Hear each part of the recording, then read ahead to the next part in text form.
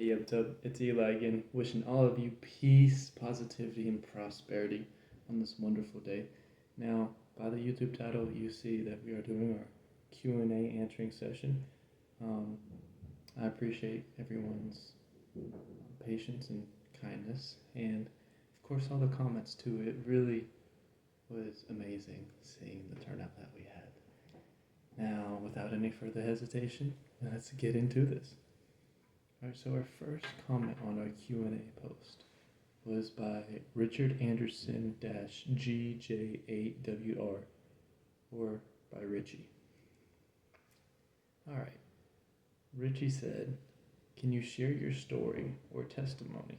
I know your followers would love to hear it, including me. Awesome, Eli." Well, first off, I want to say thank you. I have the utmost gratitude to those amazing kind words that you have shared, and I appreciate the constant support and you just being here. Your existence makes the world a better place, and thank you for existing, Richie Rich.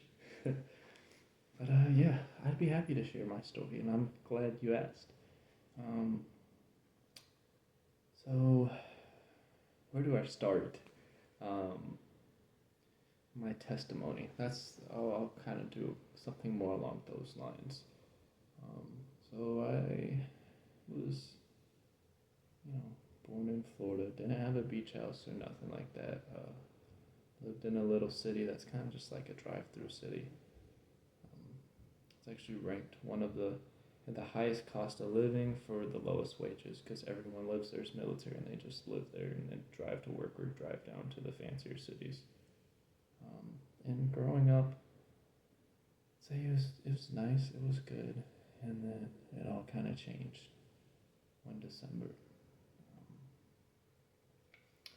I think I was 12 years old, and one of my friends, it's at my aunt's house, and we got a phone call. She stepped out and answered it. It was my uncle. He's a paramedic, and he basically said that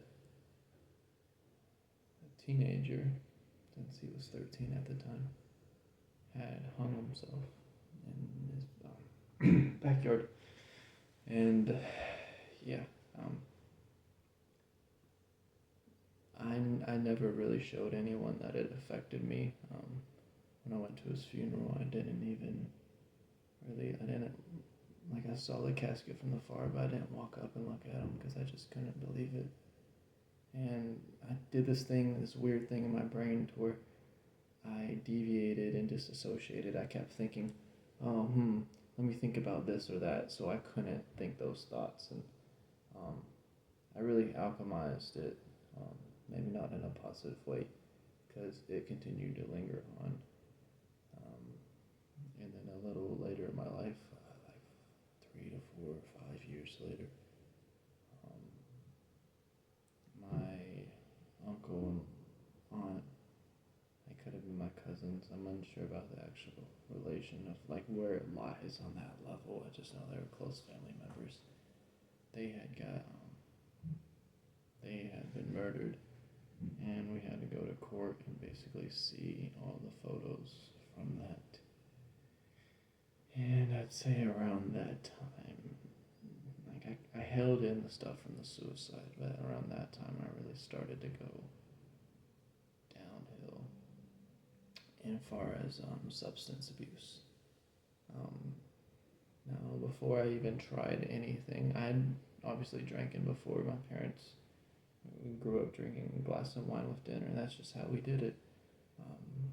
But I tried acid before, like, really getting big into alcohol, but alcohol wasn't really it for me. It's more of cannabis or marijuana, and I started using that, and then one day I got some cannabis that was laced, so I'm all for legalizing it because I'm sober as of December 1st today, and I plan to continue my sobriety throughout this year and the next, and as far as we can go, as long as y'all continue to be here with me. yeah, I got some lace cannabis and ended up um, not really getting, yeah, the same. Apologies. I have my phone sitting in a plant stand. Um, but yeah, then I went through some stuff and went through some arguments with my family, and I wasn't in the right state of mind. I started using pills. My brother had a surgery on his face, or on his wisdom teeth, and he would, he had some Percocets left from that, and I took those, and I would take those every night. And it just kind of like get worse and worse of like the lifestyle of selling drugs and then also using them at the same time.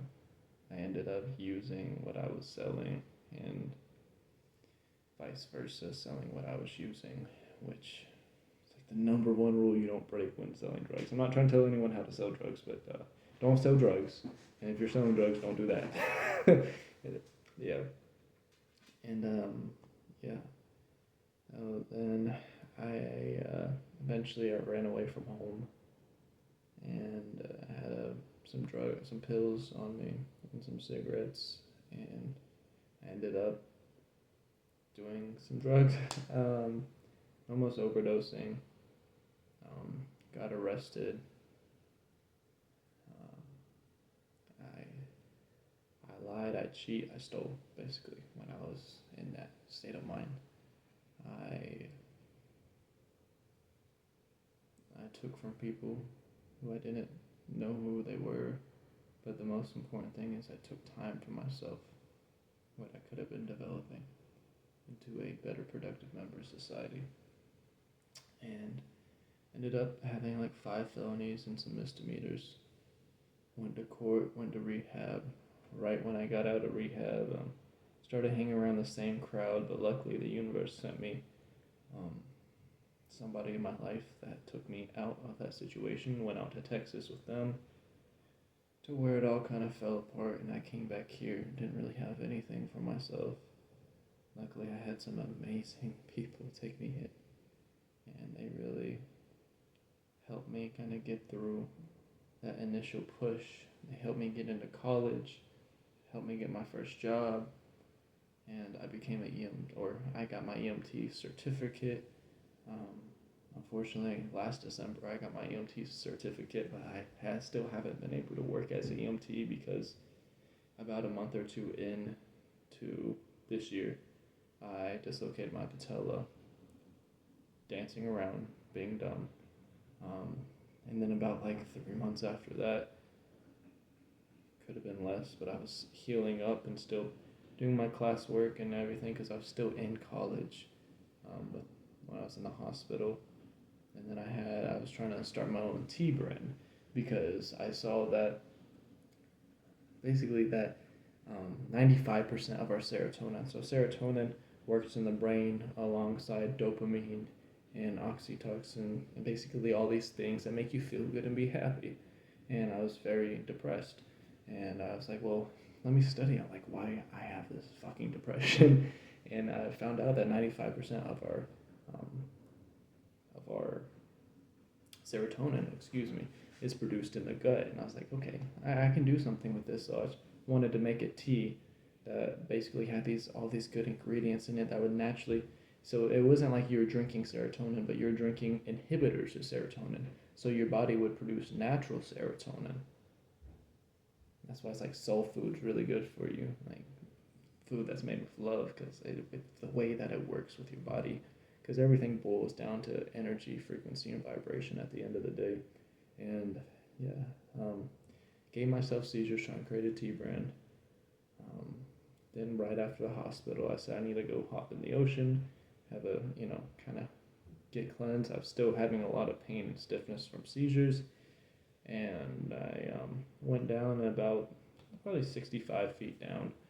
Um, I was I had speared a fish, and I was taking the fish on the ground. I was going to hit it with a kill shot, and when I did, and when it pulled back, I must have hit my arm on something, and it just felt like a little minor scrape. So like I went like that, make sure like there wasn't like anything stuck in my arm. It didn't feel like much. But then I just saw this green cloud. So actually, when you're underwater, the color red is the first to disappear and dissipate. And yeah, that green cloud was basically my own blood. And we're still 65 feet under, so I showed it to my dive buddy. He's like, "Oh, it doesn't look too bad." And I waved it around as a big old flap of skin. Got out of that. Went through a lot as far as mental health because I felt like I been doing it all to myself. I felt like I wasn't good enough. I felt like I couldn't help anyone. I felt worthless. And, I'm really grateful for the people around me. And I'm also grateful for myself for waking up every day and not giving up because there's been multiple times this year where I really, I was there. I was getting there.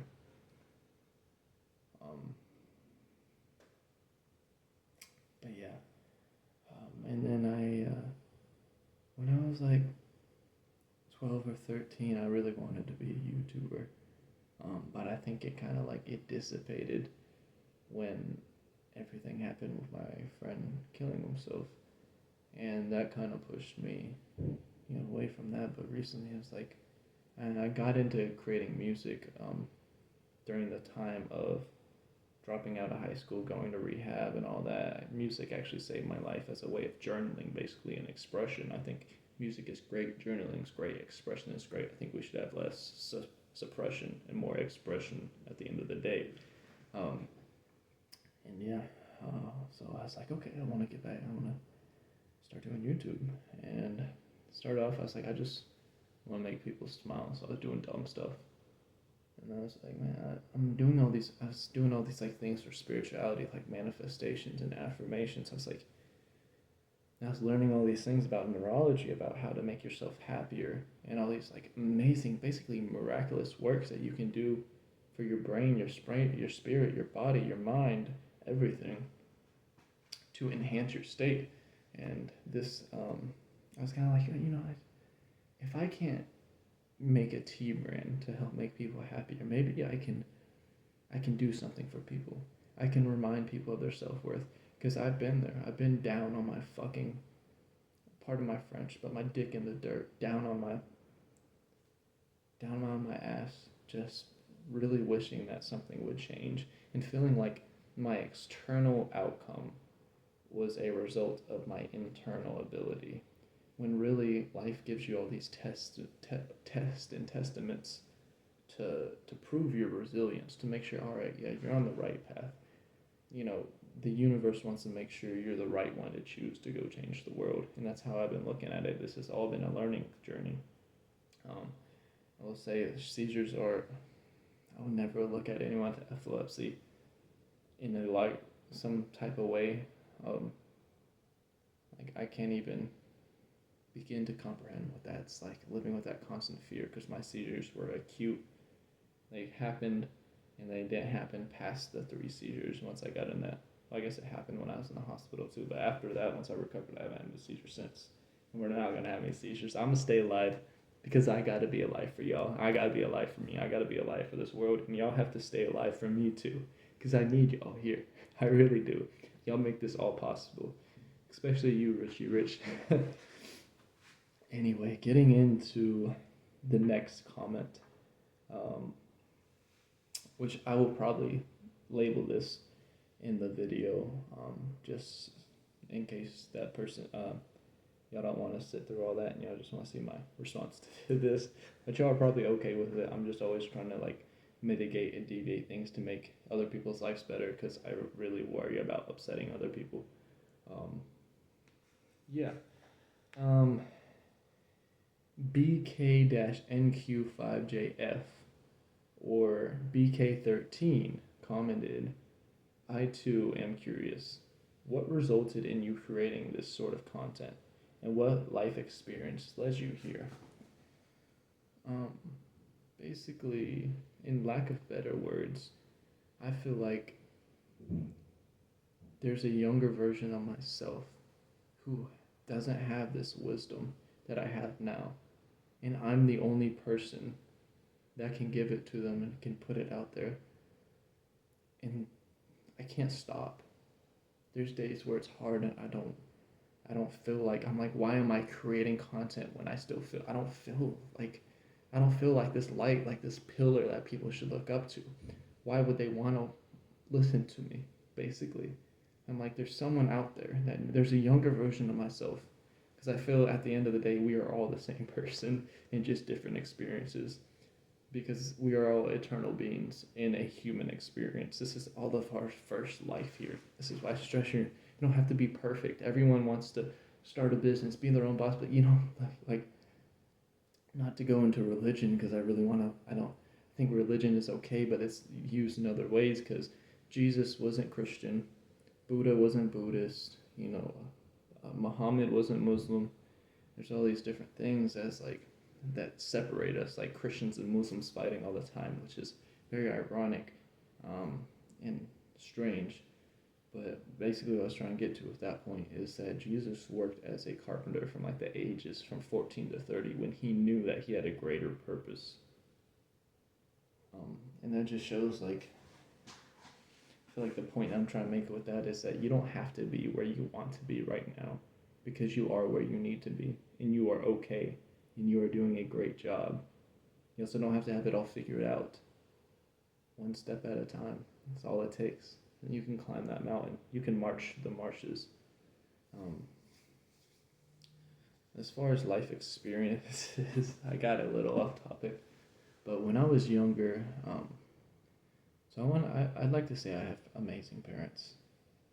I really feel sorry for my dad for what he had to go through with his parents, because I guess they weren't religious at first, but then they got super religious, and I've seen a little bit of it. So when I was, I remember I was younger than middle school, and I had been watching documentaries, and I love documentaries about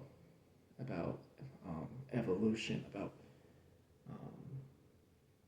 and you'll see where that got me, about every nature, about space. I loved it because it was like information right there, and I could just absorb it all like a sponge. Because at the end of the day, classrooms aren't really my type of style. I just like absorbing it however you feel absorbing. I feel like you shouldn't be condemned to a classroom to sit there and learn just to get a high school diploma, which doesn't really mean much, even if you're going into college. Um, but yeah, I had brought up the whole thing about evolution to my dad's dad, which was a preacher, although I do not associate with that side of the family anymore. And he said evolution's not real. God put Adam and Eve on the earth 6,000 years ago or something like that. And I was like, that's an interesting perspective you have. Like, how can you say evolution's not real? He's like, because it's not, because it's against God. I'm like, well, take out, you got God and devil, right? Take out the D from devil, you got evil. Put an O in God, you have good. So it's really just good and evil. And it's all a mind state. I really do believe, and I know deep down, it's not even a belief, like I have it in my soul, that all heavens and hells are held inside of the human mind, this realm. If you're in a bad situation, you can change your mind state and create a heaven out of that hell. If you're in a good situation, you can change your mind state and you can find anything to complain about. It's like you see rich kids that are all spoiled, they're always complaining about, but they have a great life, and then like poor kids will be running around kicking a rock. They don't even have excuse my French, they don't even have a fucking soccer ball. And they're enjoying their life kicking around a water bottle. And it's really, the heavens and hells. You can, in the power of the mind, I think that's more what religion is trying to emphasize, that we have the power to create goodness in our minds, even in the worst scenario. And at the same time, we have the power to influence those around us to be better. If we can all get on the same track of, hey, no matter what happens, we're going to try to be the best we can, and every day, in every way, get better and better, not just as individuals, but as a society, we can actually start making progress for a greater world. But yeah, I was talking to my dad's dad, and I basically said, all right, you don't believe in evolution. slow turn this way. When you're outside working on the farm, because he was a farmer, and it's like, and your skin, it starts to get darker. That's an adaptation to the sunlight, the exposed sun exposure. And I'm like you admit that happens. It's like, yeah, that happens. I was like, okay, so what's multiple adaptations over a long period of time? He slapped me. Or he basically shut me up and said, you're a fucking dildo, which I didn't even know what that was. Now I do. Slow turn this way. And it's like, yeah, I was kind of ostracized by that side of the family. I was the youngest out of my cousins. They would always pick on me. And anytime I tried to go to someone about it, especially my dad's dad or my dad's mother, they would basically be like, you're just bitching, you're just complaining, yada, yada, yada. And then I've also seen my dad's dad, who was a pastor, use negative languages towards people when he was just in a church preaching to everybody about love thy neighbor. And he'd be hating on someone for the color of their skin or for what, regardless of what it's still like, how can you be preaching about this, but you're not putting any of it into your current way, your strategy of life. So what does that say about your state of mind, yet alone the story you tell to yourself to justify that? And yeah, and then later down the line, other experiences. When my friend did kill himself, my life went black and white. All the color was just drained from everything. I only remember small parts of middle school where I actually felt like vibrant again, and that was when I was with my best friend running around. But I tried to hang myself at my best friend's house a multiple number of times. I tried to hang myself at my house a multitude of times.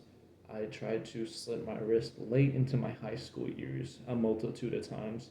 When I was out in Texas, I tried to kill myself another multitude of times through hanging myself, slitting my wrist. Even when I got back and I had these people helping me, I just felt like a burden to them. And I attempted to overdose and kill myself. And I'm grateful that the universe did not allow me to do that, because I'm able to share my story here today. And I just feel like that there's that younger version of myself who's sitting out there contemplating to live or to not, to be or not to be alive, basically. And I feel like I can, if I can be there for you, I will. I don't care what it takes, what I have to do, I will be there for you. I will not let you walk this road alone.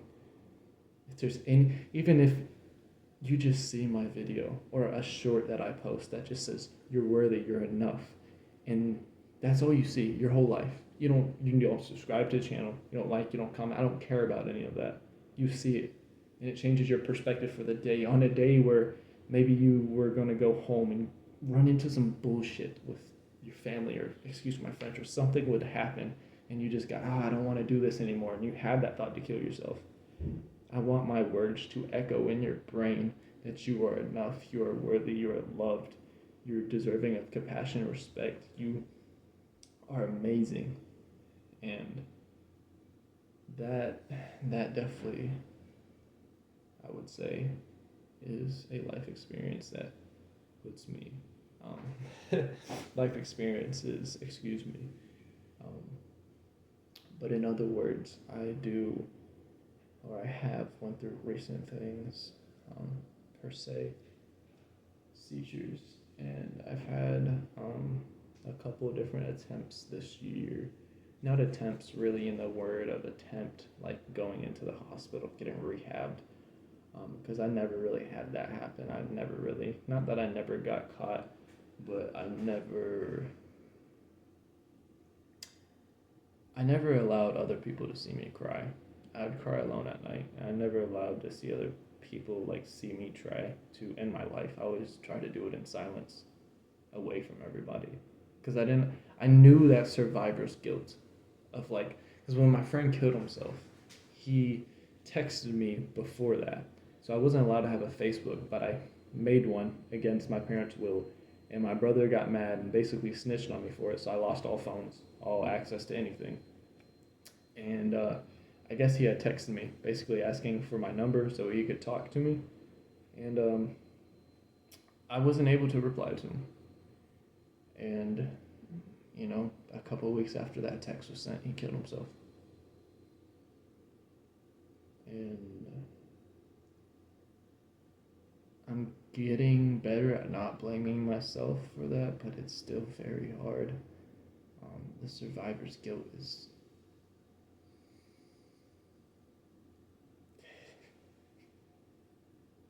it'll eat you alive. I've worked when in rehab they gave us therapists, and I worked with them a little bit about just wanting to walk up into the casket and seeing it, but you can't regret something for happening, and you can't beat yourself up because life went exactly the way it went for that reason. And I'm really grateful to be alive and to be here and be able to help you, to help impact your life some way, even if I'm just someone for you to talk to. That's enough. Okay, you are enough. I'll sit here and chat with you all day. Now, I'm starting to get back into school, and I'll be working, 2 different jobs, and I'm doing my best and getting better and better every day in every way at trying to make this community a calm place where you can come here. I still have that fear, excuse my French, but if I don't get to my phone and answer some of these comments, per se, it's Sunday, and I posted this Q&A on Friday. I was going to do it on Friday. I told you I was going to do it by a certain time. And I'm like, I didn't do it because I fell asleep right after work once I got home, and I didn't even fucking take a shower. I smelled like straight dog because I'm working as a kennel technician right now, and hopefully starting up as a firefighter. But yeah, I want this to be a community where we can all come to and just leave any negativity that's in our life, because you do not create the negativity inside yourself. It is a gift from someone else that you do not have to take. Any negative self-thoughts are started by someone else, even if they didn't tell you words, just if it's some shit that happened in your childhood or whatever. Yeah. And as far as, I appreciate you, BK13. I don't think I ever said that from the start, but I do appreciate you commenting on this post too. I can't believe that we have 2 questions now on our Q&A. Our first one, we only had 1, and I do really appreciate you, Richie Rich, for being there, but now we have 2. It's amazing to see this grow, and more people really show up. Because the thing is, when you show up here, you're showing up for me, you're showing up for yourself, you're showing up for everyone else here in this community. And I cannot emphasize how important that is to me. And I just want to take a moment to truly express my utmost gratitude and appreciate all of you for being here. And y'all are really out there doing the universe's work. You are spreading light, love. You are allowing me to spread wisdom by supporting it. I would not be here if it wasn't for you all. I would not. You do more than I can say for me just by showing up. And I want to return that favor. And I'll be forever grateful for all that you do. And just really appreciative for everyone here, for everyone that's coming to this community, and for you. And on that note, I want to leave this amazing video off with a beautiful note to yourself. Start anew. Don't be confined by yesterday's perception of yourself. You can be whatever you want to be, starting today. You can create whatever you want to create. You can have the best life you want, starting today. It all starts with today. Today's day 1. You got this. I love you. Eli, out.